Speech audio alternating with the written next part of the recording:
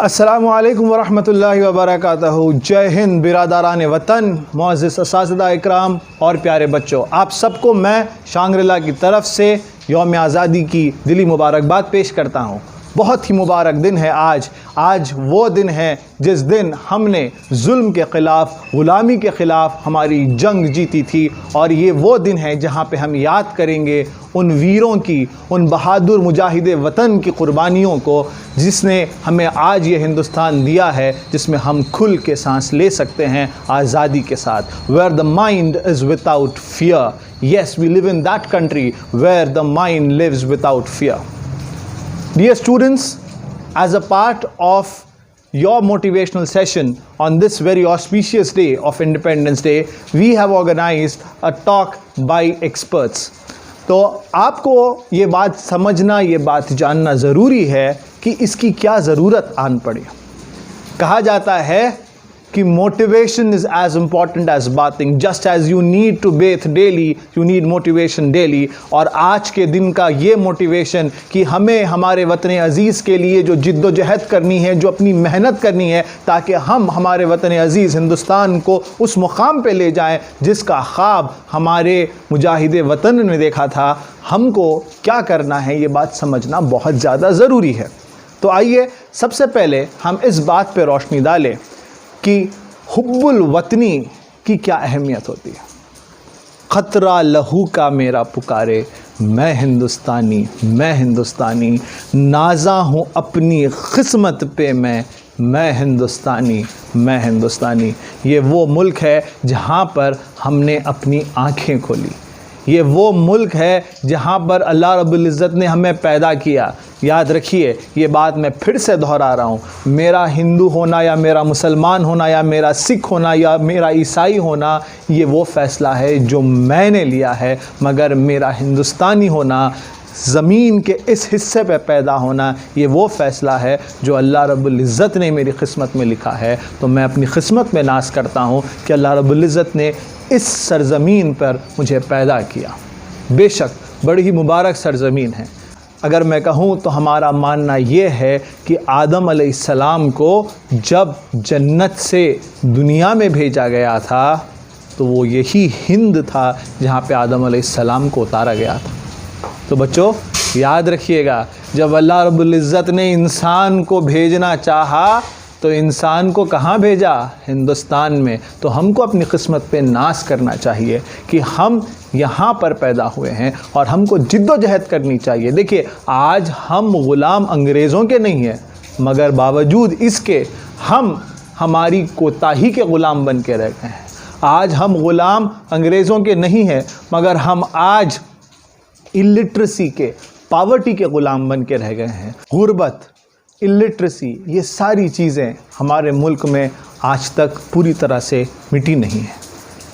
याद रखो बच्चों, असल हुब्बुल वतनी झंडे लेके ज़ोर ज़ोर से नारे लगाने को नहीं कहेंगे। असल हुब्बुल वतनी वो होगी, वतन की खिदमत का ढंग ये होगा कि हम अपनी ज़ात से, हम अपनी सलाहियतों से वतन की तरक्की के लिए वो कंट्रीब्यूशन करें जिससे वतन उस मुकाम पे पहुँचेगा जहाँ पर दुनिया हमें सर उठा के देखेगी। दोस्तों, यूँ तो हमारा मुल्क सोने की चिड़िया कहलाता था, उसके बाद अंग्रेज़ों ने इसको लूटा। बावजूद इसके आज भी हिंदुस्तान का वक़ार बना हुआ है, आज भी हिंदुस्तान का मान सम्मान जैसे का वैसा है, क्योंकि हिंदुस्तान का मान सम्मान सोने और चांदी से नहीं, हिंदुस्तान का मान सम्मान रुपये और पैसों से नहीं, हिंदुस्तान का मान सम्मान इसीलिए बना है क्योंकि हिंदुस्तान के जो वैल्यूज़ है, हिंदुस्तान के जो प्रिंसिपल्स है, इन वैल्यूज़, इन प्रिंसिपल्स ने हिंदुस्तान का मान बनाए रखा है। और ये वैल्यूज़ और ये प्रिंसिपल्स हमने कहाँ से हासिल किए हैं? हमने हमारे कॉन्स्टिट्यूशन से हासिल किए हैं। तो प्यारे बच्चों, मैं आज ये कहना चाहूँगा कि सच्ची हुब्बुल वतनी, true patriotism is following the constitution in spirit. हमारे संविधान ने, हमारे आइन ने जो वैल्यूज़, जो प्रिंसिपल्स दिए हैं, उनको सीरियसली फॉलो करना, ये ट्रू पेट्रियाटिज़म है। झंडे लेके रोड पर निकल के रैली की शक्ल इख्तियार करना, बाइक रैली की शक्ल इख्तियार करना या सिर्फ जय जयकार करना, ये तो सिर्फ ज़ाहरी तौर पे हुब्बुल वतनी ज़ाहिर होगी, मगर इससे शायद वो फ़ायदा ना होगा। मगर हाँ, अगर हमको हिंदुस्तान को मजबूत बनाना है, हिंदुस्तान के वक़ार को बढ़ाना है, तो याद रखिए the principles of secularism, the principles of socialism, the principles of equality, the principles of fraternity, the principles of liberty, the principles of justice have to be lived in its word and spirit. That will be true patriotism. और मैं आप सब से ये appeal करूंगा, और मैं जानता हूं कि आप सबका दिल भी यही कहता है कि हम हमारे मुल्क के आईन के लिए हमेशा से खड़ेंगे, हमेशा से खड़ते हुए आ रहे हैं, और इंशाअल्लाह आगे भी हम इसकी हिफाजत करेंगे।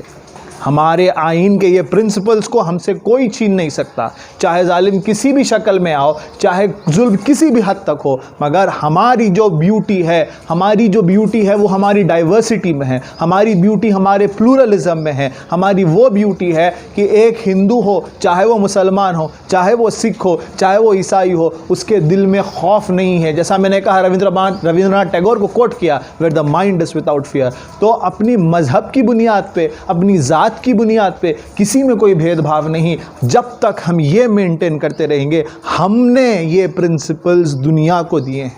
याद रखिए, हम हैं इसके अलमबरदार। हमने इक्वालिटी का नारा दिया, हमने कहा कि एवरीबडी इज़ इक्वल। जब हिंदुस्तान का बंटवारा हुआ, वो स्याह दिन जब हिंदुस्तान के टुकड़े हुए, तो हमने ये चुना कि हम ऐसे मुल्क में रहेंगे जो सेक्युलर रहेगा, इसका कोई मज़हब नहीं होगा, सारे मज़ाहिबों को सेलिब्रेट करने वाला मुल्क, वो हमारा मुल्क हिंदुस्तान रहेगा। तो प्यारे बच्चों, हुब्बुल वतनी, मैं आज आपसे ये कहूँगा, हुब्बुल वतनी किस में है? हुब्बुल वतनी हिंदुस्तान के कॉन्स्टिट्यूशन पे कंप्लीट ट्रस्ट करके उसकी हिफाजत के लिए हमेशा से आवाज़ उठाने में है। ये मेरा अपना मानना है, ये सच्ची हुब्बुल वतनी है। हुब्बुल वतनी ये है कि हम हमारी सलाहियतों को, आपके पास जो टैलेंट्स है, आपके पास जो नॉलेज है, आपके पास जो स्किल्स है, उसका इस्तेमाल करके हिंदुस्तान को कंट्रीब्यूट कीजिएगा। ये हुब्बुल वतनी है। हुब्बुल वतनी ये नहीं है कि आप अपने आप को रंग लें तीन रंगों में और ये कहें कि मैं सच्चा मुहब्बिब वतन हूँ। नहीं प्यारे दोस्तों, सच्ची मोहब्बत हिंदुस्तान से अगर आपको है तो हिंदुस्तान के वो वैल्यूज़ से मोहब्बत करो, हिंदुस्तान के वो प्रिंसिपल से मोहब्बत करिएगा, जहाँ पे सबको एक आंख से देखा गया, सबकी रिस्पेक्ट की गई है, सबकी वैल्यू की गई है। अपने आप में अपने अंदर जो सलाहियतें हैं, उन सलाहियतों के ज़रिए से कंट्रीब्यूट करिएगा। ये होगी सच्ची हुब्बुल वतनी। And what can you do to make a nation great and strong? As I said, it is not gold, but only we the people, the men can make the country great and strong. मैंने कहा ना आपको, हिंदुस्तान बावजूद इसके कि लूटा गया, there was economic drain, there was plunder of economic wealth, बावजूद इसके हिंदुस्तान उठ खड़ा हुआ। क्यों? क्योंकि हिंदुस्तान के जो वैल्यूज़ थे, वो वैल्यूज़ ने हिंदुस्तान को वो मुकाम दिया है कि दुनिया में आज भी हर हिंदुस्तानी की इज्जत होती है। याद रखिएगा, वफ़ा की खुशबू यहाँ से आती थी, मीर अरब को ठंडी हवाएं जहाँ से आती थी। आप सल्लल्लाहु अलैहि वसल्लम ने कहा था ना एक बार कि मुझे हिंद से ठंडी हवाएं आती हैं।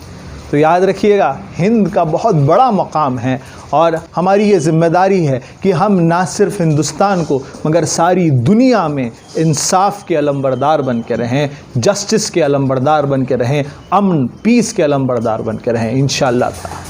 और जब तक हमारे पास आप जैसे नौजवान हैं जिनके दिलों में हिंदुस्तान के लिए मोहब्बत है, जब तक हमारे पास आप जैसे बच्चे हैं जो ये चाहते हैं कि वो अपनी सलाहियतों के साथ, अपनी मेहनतों के साथ हिंदुस्तान के लिए कंट्रीब्यूट करें, इंशाअल्लाह ताला हम यकीनन हिंदुस्तान को उस मुकाम पे ले जाएंगे जिसका ख्वाब महात्मा गांधी ने देखा, B.R. अम्बेडकर ने देखा, पंडित नेहरू ने देखा, मौलाना अबुल कलाम आज़ाद ने देखा। अशफाक़ुल्लाह खान ने जब फांसी के फंदे पे अपने आप को ठहरा देखा तो उन्होंने भी जब आंखें बंद की होगी तो उन्होंने भी एक सुनहरे हिंदुस्तान का ख्वाब देखा होगा, एक ऐसे सुनहरे हिंदुस्तान का ख्वाब जहाँ पे अशफाक़ के लिए बिस्मिल वाले खड़े हों।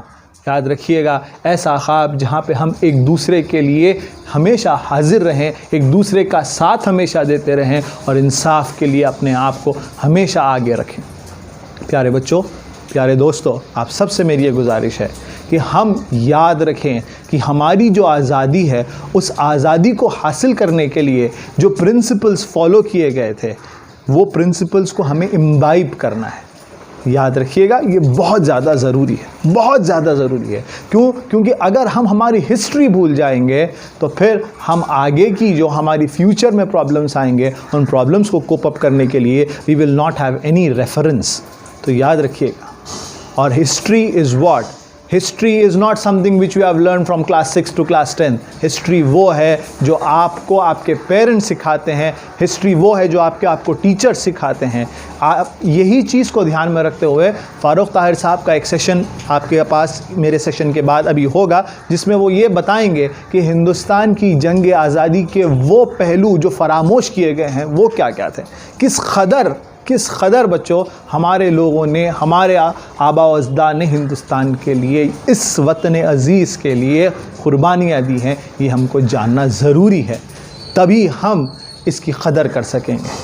हमको मिल गया Hindustan, we are lucky and proud that we have been born in a free India, correct, but what is more important is वो लोगों ने जिन्होंने उनका आज हमारे लिए कुर्बान किया था, हम उनके ख्वाबों को पूरा करना ये हमारी ज़िम्मेदारी है। याद रखिएगा, ये हमारी ज़िम्मेदारी है। सोचो, आपके आबा व अजदाद ने, आपके दादा परदादा ने अगर ये मुल्क चुना, हालांकि वो जा सकते थे पाकिस्तान को, जहाँ पे एक इस्लामी मुल्क का तसव्वुर किया गया था, बावजूद इसके अगर ये मुल्क चुना है और यहाँ पे इज़्ज़त के साथ इतने साल रहे हैं, तो हमारा क्या फ़रीज़ा है? हमारा ये फ़रीज़ा है कि हम इस मुल्क के लिए मेहनत करें, मशक्क़त करें और इस मुल्क का नाम ऊंचा करें, और फाशिस्ट ताकतों को और हर जुल्म की आवाज़ के ख़िलाफ़ एक ढाल बन के खड़े रहें, क्योंकि ये हमारा हक़ है। हर वो चीज़ जो हमें बुरी लगती है उसको बुरा कहें, हर वो चीज़ जो गलत लगती है उसको आप गलत कहें। याद रखिएगा, वतन सबसे पहले आता है। लोग बार बार इस सवाल में कंफ्यूज हो जाते हैं ना कि पहले हिंदुस्तान आता है या क्या तुम पहले हिंदुस्तानी हो या फिर आप क्या पहले मुसलमान हो।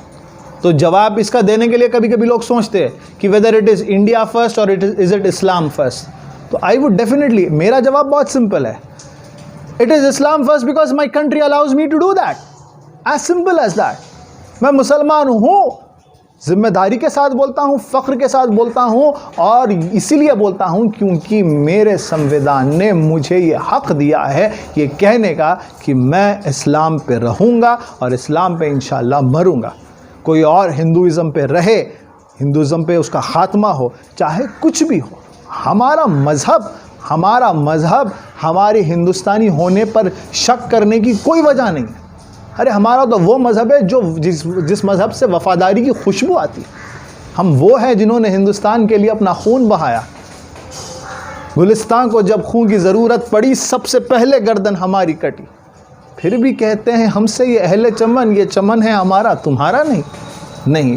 क्यों? मैं राहत इंदौरी साहब मरहूम को आज फिर कोट करूँगा कि अब जो फ़ैसला होगा वो यहीं पर होगा, हमसे एक और हिजरत अब न होगी। तो प्यारे बच्चों, याद रखिएगा, हमको करना क्या है, हमको इस वतन से बेहद मोहब्बत करनी है। अपनी सलाहियतों से आप अपने पास जो भी टैलेंट है उसको आप इस्तेमाल कीजिएगा। आपके पास जितना भी टैलेंट है, जो भी आपकी तालीम है, उसको आप इस्तेमाल कीजिएगा। Do something productive. आप अगर एक नट बनाने के लिए भी एक एल्गोरिदम तैयार करते हो तो that will be a great contribution to the country. अगर मौजूदा दौर में जहाँ पे कोविड की महामारी से लोग बहुत परेशान हैं, बड़ा वक़ार का मामला होगा जब हिंदुस्तान ये कहेगा कि हम देंगे पूरी दुनिया को first COVID vaccine. We have to work hard. It is not, मैं यही फिर से कह रहा हूँ कि सिर्फ बड़े बड़े पोस्टरों पे तिरंगे के साथ अपनी फ़ोटो लगा लेना, सिर्फ बड़े बड़े रैलीज़ निकालना, ये हुब्बुल वतनी नहीं है।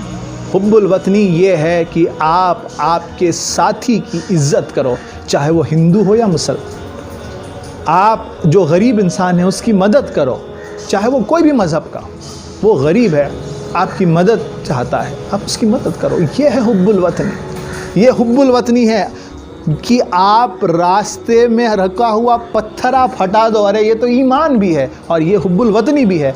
इसलिए कहा गया है कि हुब्बुल वतनी ईमान का एक हिस्सा है, कि रास्ते के पत्थर को हटाना। क्यों? क्योंकि जिससे लोगों को तकलीफ़ होती है उस चीज़ को दूर करना ये ईमान का हिस्सा है। तो हमारे बिरादरान वतन है उनके लिए उनकी तकलीफ़ों को दूर करना, ये इससे बेहतर हुब्बुल वतनी और क्या हो सकता है, इससे बेटर पेट्रियाटिज़म क्या हो सकता है। तो याद रखिएगा प्यारे बच्चों, आप सबसे यही गुजारिश कर रहा हूँ कि सबसे पहले तो अपनी सलाहियतों को उजागर कीजिए, जी लगा के पढ़िए। देखिए, आप उस दौर में नहीं पैदा हुए जिस दौर में आपको अंग्रेज़ों से लड़ना था। आप इस दौर में पैदा हुए हो जिस दौर में आपको अपनी पढ़ाई को एक जंग समझ के, अपनी सलाहियत को बढ़ाना, इसको एक जंग समझ के आपको पढ़ना है और वो हासिल करना है। उन्होंने जंग लड़ के आज़ादी हासिल करी, अब हमारे मुल्क को तरक्की पे पहुंचाना ये आपका काम है। तो please try and do that. We are a country of many youngsters. Hindustan में सबसे ज़्यादा यंगस्टर्स, ओके। तो यंगस्टर्स के अंदर जो एनर्जी है, उस एनर्जी को यूटिलाइज़ करके इंशाअल्लाह ताला all of us will make our country proud. जय हिंद। Every one of you please contribute towards nation building. हमको आत्मनिर्भर बनना है, अनडाउटेडली हम पूरी कोशिश करेंगे, मगर सबसे इम्पॉर्टेंट मैं फिर से ये बोलूँगा, हिंदुस्तान की इज़्ज़त, हिंदुस्तान का वक़ार इसीलिए क़ायम है क्योंकि हिंदुस्तान ने अपने आप को जो संविधान दिया है, जो कॉन्स्टिट्यूशन दिया है, जब तक उसके लिए हिंदुस्तानी खड़े रहेंगे, हिंदुस्तान का बाल भी कोई बाका नहीं कर सकता। और ये हमारी ज़िम्मेदारी है कि the values of secularism, the values of liberty, the values of justice, the values of fraternity, equality, इसको हमको अपहोल्ड करना है। धर्मनिरपेक्ष राष्ट्र हम हैं, इंशाअल्लाह हम रहेंगे। एक दूसरे का ख्याल रखने वाले एक वेलफेयर स्टेट हम हैं, हम रहेंगे। और सबसे इम्पॉर्टेंट, बहुत ज़्यादा इम्पॉर्टेंट बच्चों याद रखिएगा, सच्ची हुब्बुल वतनी क्या होगी? सच्ची हुब्बुल वतनी वो होगी जब संविधान के लिए, कॉन्स्टिट्यूशन के लिए, कॉन्स्टिट्यूशन के वैल्यूज़ के लिए बच्चा बच्चा खड़ेगा। जिस तरह से हमने देखा रिसेंट पास्ट में कि people have stood up for the values of constitution. जब तक ऐसे लोग ज़िंदा है, हिंदुस्तान का वक़ार इंशाअल्लाह ताला कभी कम नहीं हो सकता। अल्लाह से दुआ है कि अल्लाह रब्बुल इज़्ज़त हमारे मुल्क को तरक्की दे, हमारे मुल्क को और सारे आलम को वबा से बचाए, इस कोविड-19 पैंडमिक से बचाए। अल्लाह रब्बुल इज़्ज़त यहाँ के नौजवानों को रोशन मुस्तक़बिल दे। अल्लाह रब्बुल इज़्ज़त यहाँ के खेतों को लहलहाता रखे। अल्लाह रब्बुल इज़्ज़त यहाँ पे खूब बरकतें रखे। अल्लाह रब्बुल इज़्ज़त यहाँ पे ऐसे लोग रखें जो अल्लाह रब्बुल इज़्ज़त को राज़ी करने के लिए मोहब्बत के सजदे करें अल्लाह की बारगाह में। अल्लाह रब्बुल इज़्ज़त से दुआ है कि अल्लाह रब्बुल इज़्ज़त वो तमाम नेमतों से, वो तमाम रहमतों से हिंदुस्तान को नवाजे और अल्लाह रब्बुल इज़्ज़त प्यारे नबी सल्लल्लाहु अलैहि वसल्लम के सदक़े में हिंदुस्तान को एक खुशहाल मुल्क हमेशा बनाए रखे। अस्सलामु अलैकुम वरहमतुल्लाहि वबरकातुहू। जय हिंद।